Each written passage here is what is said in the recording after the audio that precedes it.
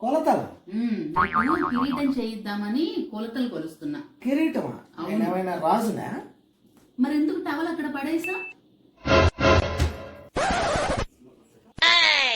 ఇంకేమన్నా చెలికత్తెలు ఉన్నారా?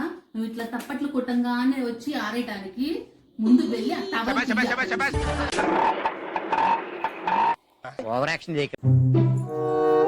హిప్నటైజ్ అంటే తెలుసా? తెలీదే. ఒక మనిషిని మన ఆధీనంలోకి తీసుకొని మనం చెప్పినట్టు చేయడాన్ని హిప్నటైజ్ అంటారు.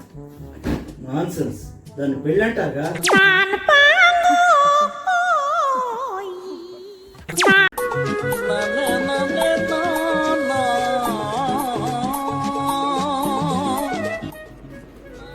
ఏమండి, మనం కూడా చక్కగా సీతారాముల్లాగా ప్రతి సంవత్సరం పెళ్లి చేసుకుందామండి.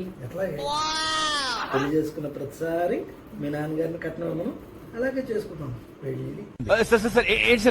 పెళ్లి అందుకే ఆయన దేవుడు అయ్యాడు. ఏమండి, నేను ఇంగ్లీష్ నేర్చుకుంటున్నాను కదా, నాకు ఒక డౌట్. నీకు తెలుగులో డౌట్లు తెచ్చడమే కష్టం, ఇంగ్లీష్ కూడానా? అడుగాడు. కంప్లీట్ కి ఫినిష్ కి తేడా ఏంటి? రెండింటికి పూర్తవడం అనే అర్థం. అర్థం కాల, మళ్ళీ ఒకసారి చెప్పండి, సరిగ్గా చెప్పండి. చెబుతాను.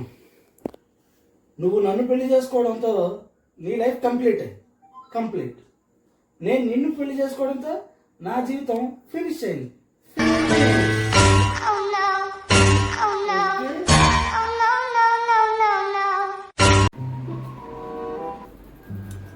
ఏమండి, లంచ్ చేద్దురు రండి. నీ ఇంగ్లీష్ ఏడ్చినట్టే ఉంది. మధ్యాహ్నం చేసేదాన్ని లంచ్ అంటారు, రాత్రి చేసేదాన్ని డిన్నర్ అంటారు. ఇది రాత్రి. నేనేమంత పిచ్చిదాన్ని కాదండి, నాకు తెలుసు. ఇది మధ్యాహ్నం మిగిలిపోయింది. అది కూడా కరెక్ట్ కదా సార్? అది కూడా కరెక్ట్.